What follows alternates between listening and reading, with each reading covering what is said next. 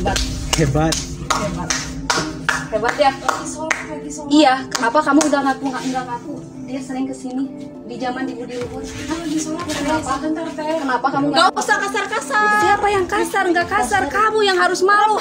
Itu siapa? Itu suami. Nggak usah kasar-kasar. Siapa yang? Selepas buka puasa, istri sah melabrak suaminya sedang ngamar bareng wanita lain yang diduga selingkuhannya. Penggerebekan ini dilakukan oleh istri sah dan keluarga di kosan Budi Luhurno. 8. Tempat tinggal si pelakor. Menurut pengakuan istri sah, suaminya itu sudah selingkuh dengan rekan kerjanya selama 3 tahun.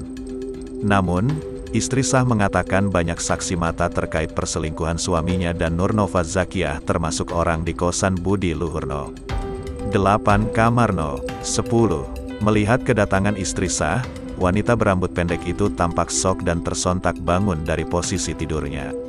Sementara itu, sang suami tiba-tiba pura-pura melaksanakan sholat maghrib. Menurut pengakuan wanita yang disebut pelakor itu, pria tersebut hanya sekedar sholat di kosannya. Ia juga membantah punya hubungan terlarang dengan suami orang.